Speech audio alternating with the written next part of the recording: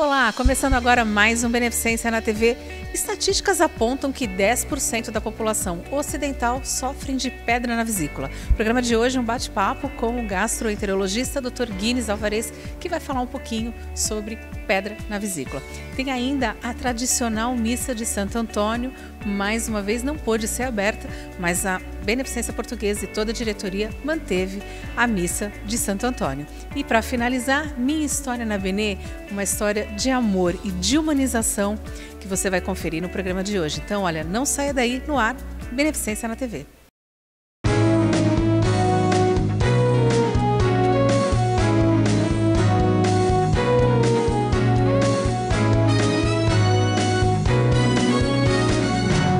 Beneficência na TV. De repente, uma dor súbita do lado direito aqui do abdômen. Aí você vai, toma um medicamento, passou. Passa alguns dias, mais uma vez essa dor. E aí, será que é algo mais sério? Vamos falar hoje sobre pedra na vesícula. Eu converso com ele, com o Dr. Guinness Alvarez, que também é aqui da Beneficência Portuguesa. Obrigada, doutor, por aceitar nosso convite mais uma vez. Obrigado, boa tarde. Prazer sempre. Para a gente começar, o que vem a ser a vesícula? Então, a vesícula é um saco, é um órgão em forma de um saco, que é um reservatório de bile. O fígado, ele produz a bile, e a bile é esse líquido amarelo, que dá essa cor marrom nas nossas fezes. A função principal da bile é modificar a gordura que a gente come para que o nosso intestino possa absorvê-la. A gente precisa de gordura, uma boa parte dos nossos hormônios são feitos à base de gordura, etc. Então, a vesícula, ela se enche de bile num reservatório e ela modera a quantidade de bile necessária para aquele dia. Exemplo, o dia que eu estou uma dieta sem gordura, ela praticamente não se contrai, ela não tem necessidade de impulsionar mais bile. Na hora que eu como alguma coisa mais gordurosa, ela se contrai e ela ejeta mais bile no sistema, isso vai lá direto para o intestino, para a primeira parte do intestino, que é o duodeno, e aí a gente tem maior quantidade de bile para agir em maior quantidade de gordura. Então, em linhas gerais, ela faz a modulação da quantidade de bile necessária para aquela digestão. E doutor, quais são os fatores de risco? Eu estava pesquisando, 10% da população tem pedra na vesícula. Exatamente. Um dos fatores de risco é emagrecimento potente. Então, gente que faz dieta muito potente, por exemplo, cirurgia bariátrica, tem 15% aí, 15 a 20% de cálculos na vesícula. Porque gente que perdeu peso muito rápido é uma dessas coisas. Gravidez, os hormônios da gravidez provavelmente eles modificam esse controle da vesícula e na hora que o útero cresce de tamanho, ele também desloca a vesícula a alguma compressão. E a idade, acima de 40 anos, a gente tem mais risco. Então, mulheres que tiveram filhos, que estão acima do peso, têm mais de 40 anos, também são fatores de risco. Doutor, fala em pedra, mas ela é uma pedra mesmo?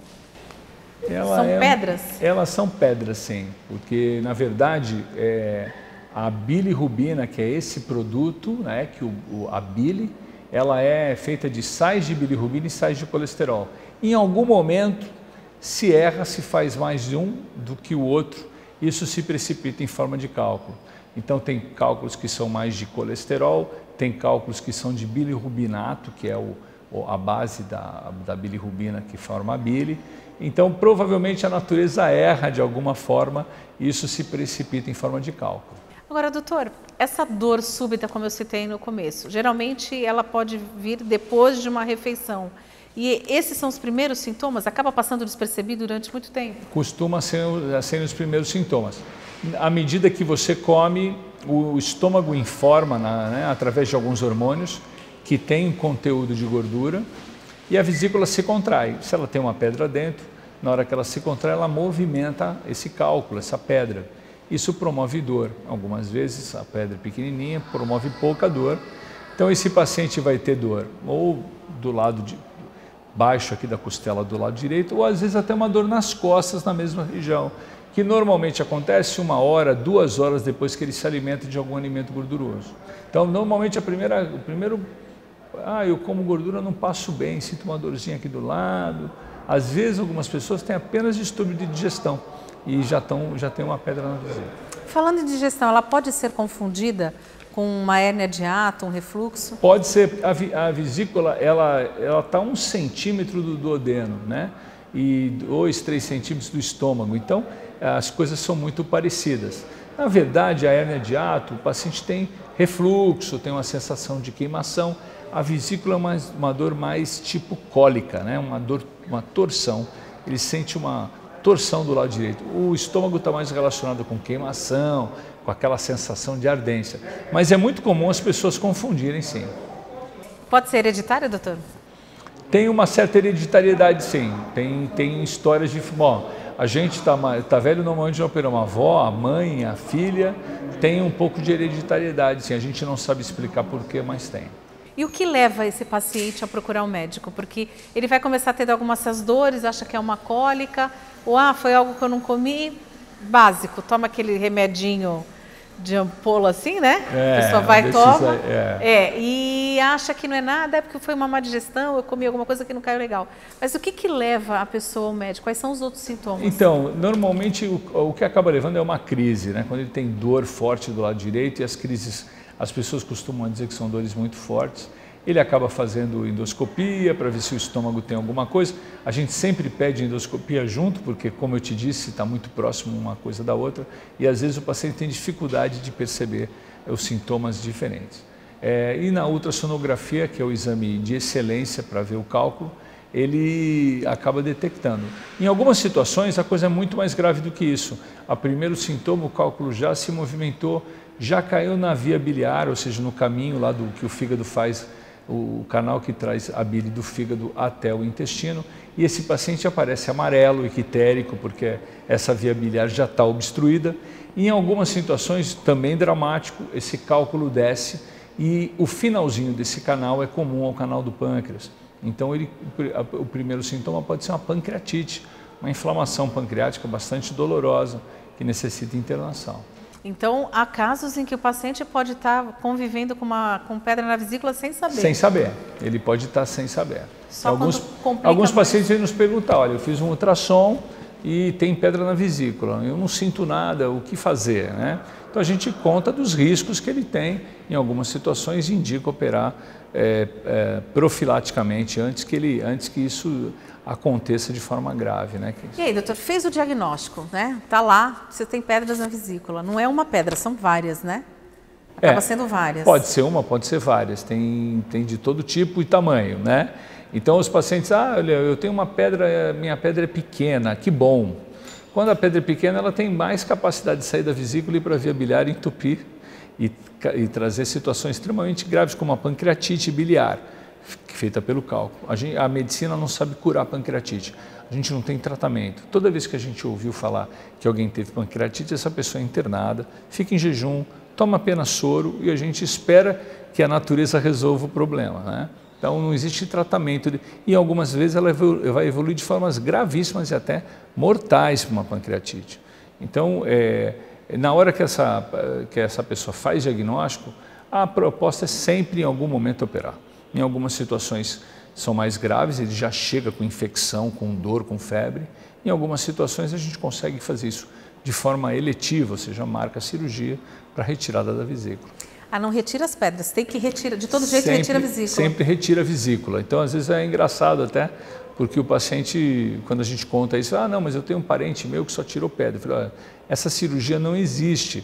Mesmo no tempo que ela era feita aberta, convencional, com um grande corte, era sempre a retirada da vesícula. A gente sempre, diferente da pedra no rim, que a gente não tenta sempre não tirar o rim, os urologistas tentam conservar o rim. No caso da vesícula, não, a gente retira a vesícula. Não tem nenhuma forma, então, de tirar. Então, quando as pessoas falam, eu tirei pedra na vesícula, é extremamente errado. Ela tirou, na verdade, ela tirou a vesícula com as pedras. Eu brinco com o paciente que eu mando a vesícula para exame e dou as pedras de presente para ele, né? O diagnóstico é uma simples ultrassom abdominal? Uma ultrassonografia costuma ser o suficiente. E, normalmente, quando o doente conta que as dores são iniciadas por um alimento que é gorduroso, chocolate, fritura, etc., a gente já suspeita do cálculo da vesícula. Agora, doutor, retirou a vesícula, e aí? Quem vai exercer o papel dela? Então, é verdade, isso é uma boa pergunta. O organismo pode se ressentir da falta da vesícula em graus variados, né? Então, o que a vesícula faz?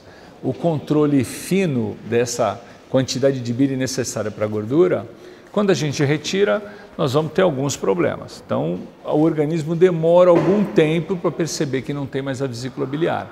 Então, a gente sempre sugere para o paciente que ele tenha uma dieta pobre em gordura no primeiro mês, no segundo mês depois da cirurgia e que ele vá recolocando naturalmente e há realmente uma adequação do organismo a isso.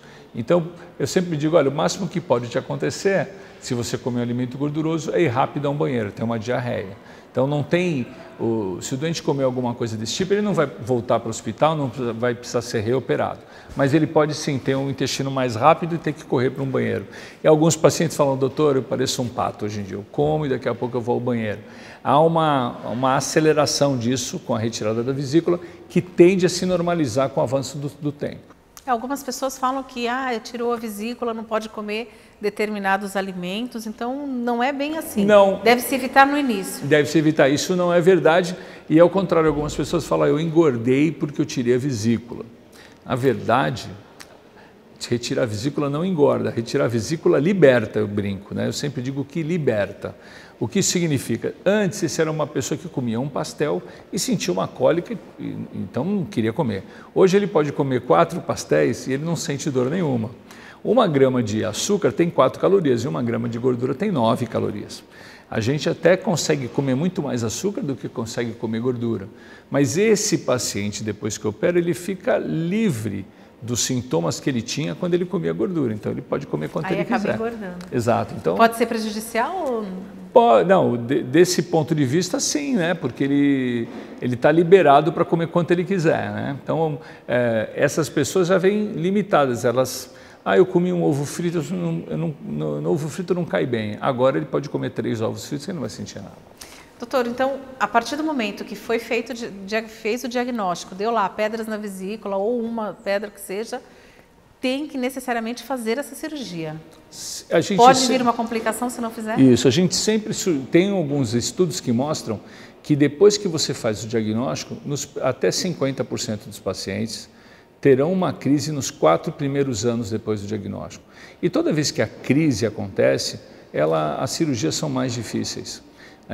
O melhor para a gente é entrar num momento onde a vesícula não tem inflamação, porque à medida que ela vai se inflamando, ela vai se aderindo a outros órgãos, a cirurgia vai ficando cada vez mais difícil. Então a gente sempre sugere que esse paciente preveja a cirurgia. Ele não precisa sair correndo se não é uma emergência, se não é uma infecção, ele pode agendar isso calmamente, mas é melhor que ele retire essa vesícula com essa pedra dentro. Em algum momento a pessoa não tratou, ela pode ser fatal? Pode ser fatal. É raro, mas pode acontecer. Principalmente nos pacientes diabéticos que têm algum grau de imunodepressão. Às vezes essa vesícula perfura, ela pode perfurar, ela pode aderir aos órgãos adjacentes, ela pode perfurar para o intestino grosso, para o duodeno. Esse cálculo pode migrar e perfurar a via biliar, o canal central, necessitando de 2, 3 cirurgias e todas elas com um grau de complexidade maiores e pode ser fatal. Não é comum e pode gerar uma pancreatite. E algumas pancreatites a gente não sabe explicar por quê, elas evoluem de forma grave e fatal. Doutor, obrigada pela sua participação, por ter aceito o convite. Eu queria que você deixasse o recado, então, para aquela pessoa que ainda não fez a cirurgia, que tem a pedra na vesícula, mas está com medo de fazer a cirurgia. Hoje é um procedimento bastante seguro.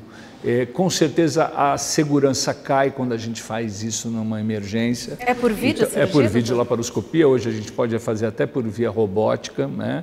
Mas a laparoscopia hoje é uma cirurgia de 40, 50 minutos, com um dia de internação. A maioria das equipes detém a tecnologia para fazer isso de uma forma muito segura, né? E o pior que pode acontecer é operar isso na emergência. Na emergência, as coisas são sempre mais difíceis. Aí, está dado o recado, então, você que tem pedra na vesícula, não vai adiando não, procure seu médico e faça aí o devido tratamento. Se for necessária a cirurgia, não tem problema, né? Estamos aqui, é isso mesmo. Tá certo. Não sai daí que no próximo bloco eu volto com mais Beneficência na TV. Até já. Estamos apresentando Beneficência na TV. O Hospital Beneficência Portuguesa implanta o mais moderno centro para tratamento de doenças cardioneurovasculares. Além de UTI cardiovascular humanizada com acompanhante, o Hospital do Coração Benecor conta com equipe médica multidisciplinar e equipamentos de última geração. Aparelhos de alta definição permitem o diagnóstico preciso e oferecem os melhores recursos para tratamento cardioneurovascular da região. Benecor, Hospital do Coração, Avenida Bernardino de Campos, 47. Voltamos a apresentar Beneficência na TV.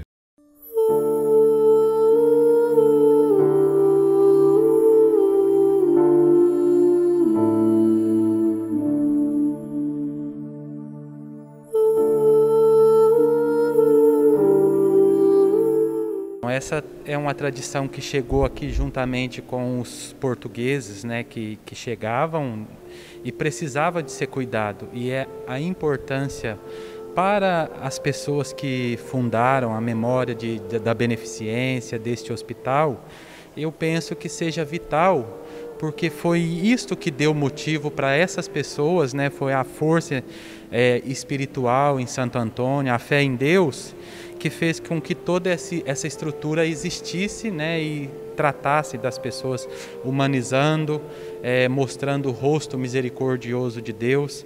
E a escolha de Santo Antônio, penso também, né, por ser um dos santos mais conhecidos da Igreja Católica e também por ter nascido em Portugal, ser um doutor da Igreja, demonstra que mesmo na época, né, que o hospital foi fundado, o hospital já nascia com a missão de casar a técnica, né, o ensino, o estudo, que Santo Antônio foi um doutor da igreja, uma pessoa que estudou muito, né, com a ação, né, ver na pessoa do doente o Cristo, de tratar da melhor forma. E como você perguntou, né, ele não é um santo casamenteiro, na verdade, mas ele ajudava as pessoas que não tinham dinheiro. Na época existia um dote e um dos milagres dele foi que uma pessoa que não poderia casar porque não tinha o dote, e ele, miraculosamente, alguém que havia feito uma promessa que doaria o dinheiro para ele manda esta mulher ir até a venda e pedir o peso de um papel que ele havia escrito em prata. E isso deu 400 acho que coroas de prata, um valor estimado assim, que deu para pagar o dote. Mas na verdade Santo Antônio é um doutor da igreja. Santo Antônio é o santo dos pobres, que distribuía o pão, a misericórdia e a palavra de Deus.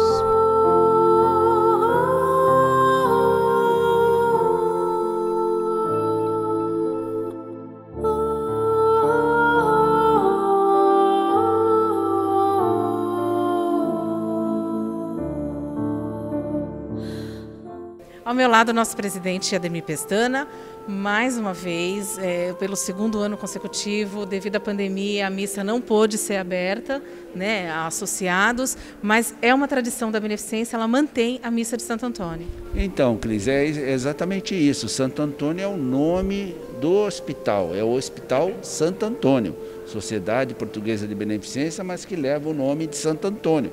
A entidade ia receber o nome.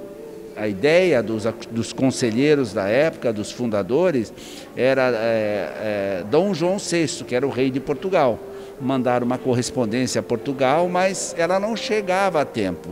E a ansiedade era tão grande dos conselheiros que se reuniram para escolher um novo nome para o hospital, porque o rei até então não tinha dado autorização.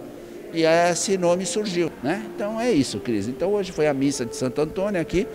Claro que você falou, né, nós diminuímos aqui porque por causa da pandemia, nós temos que ter esse cuidado, temos que dar exemplo, porque estamos dentro do hospital, aproveitar o programa para dizer, continue usando máscara, álcool gel, não saia de casa se não for necessário, só saia para fazer aquilo que é necessário. E, presidente, até lembrando da humanização, acontece também a entrega dos pãezinhos, todos os funcionários vão acabar recebendo também o tradicional pãozinho de Santo Antônio. O pãozinho, hoje nós vamos ter aqui para o pessoal que estava na missa, 27 ou 28 pessoas, que foi o número, mas todas as alas vão receber os pãezinhos e o chocolate também para os nossos colaboradores.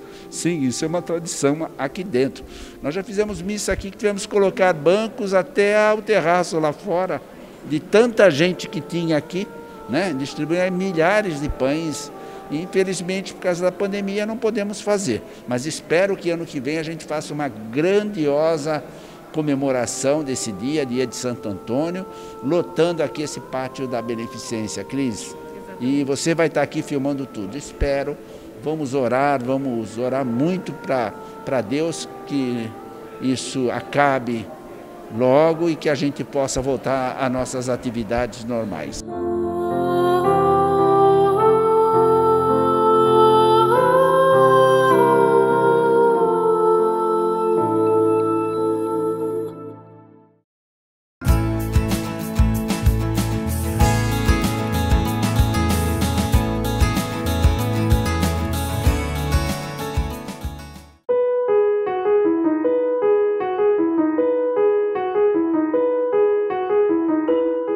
Esse é o Dr. Alex Martínez, médico residente em anestesiologia.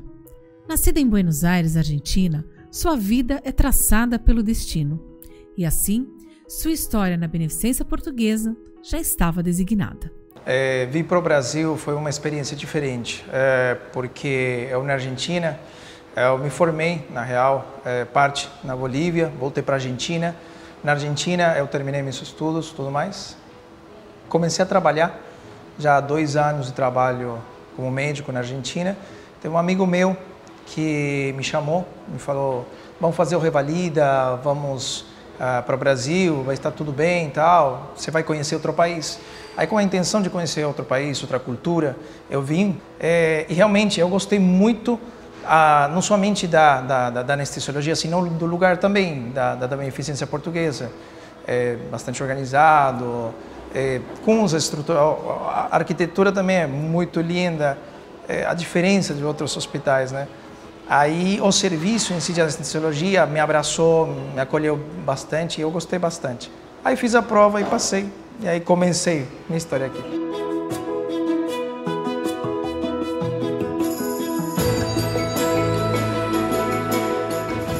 De tamanha importância dentro de um centro cirúrgico, o anestesista é quem cuida do paciente do início ao fim da cirurgia.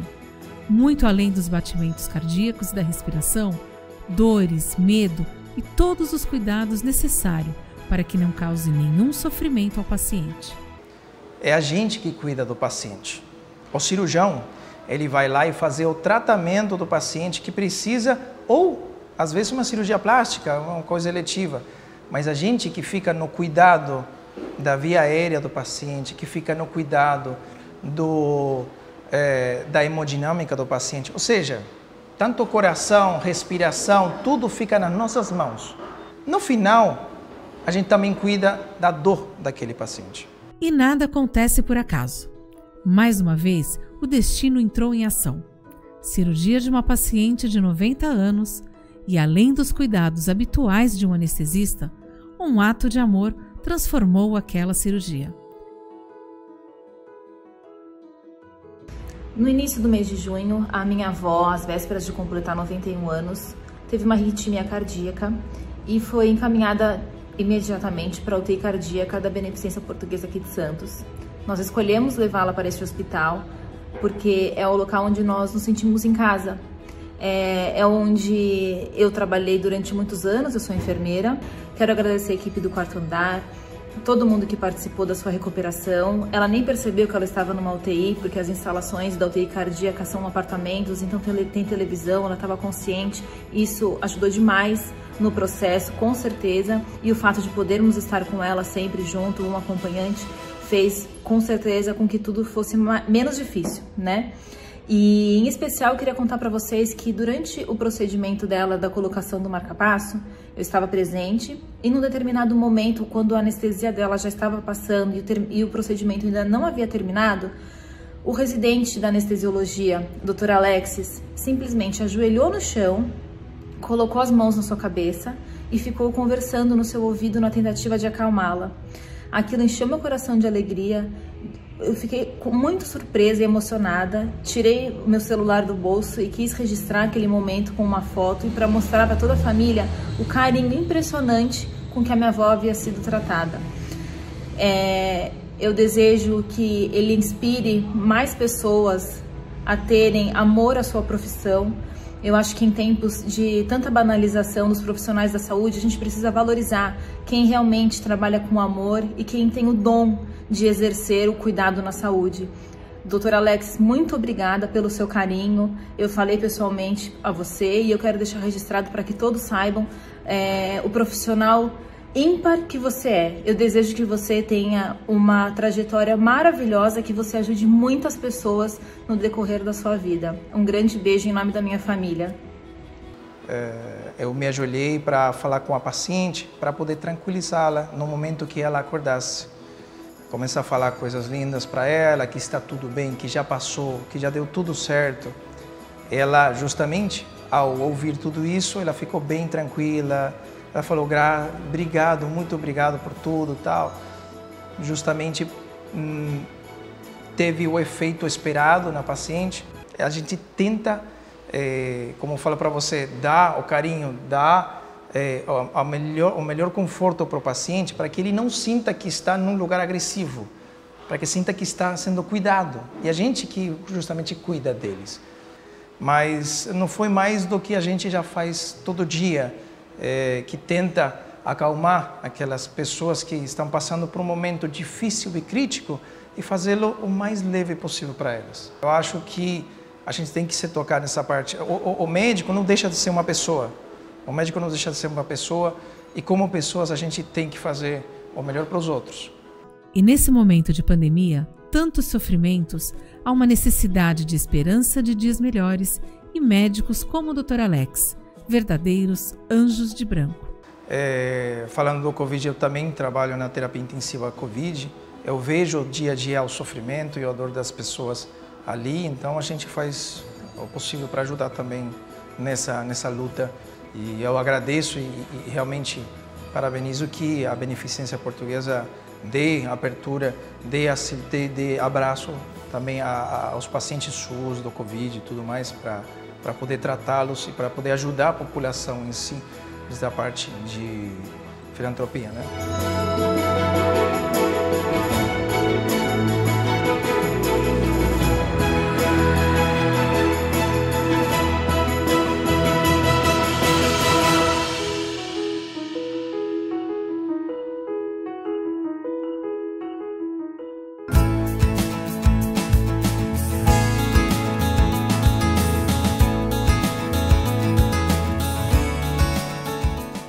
Aí, uma linda história de amor, a minha história na Benê, Dr. Alexis, que ficou ali com a paciente, transmitindo calma, carinho, atenção. Isso chama-se humanização.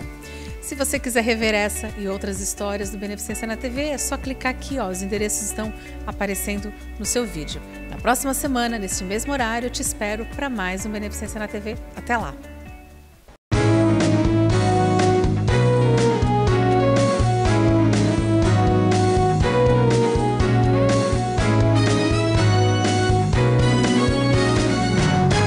Beneficência na TV.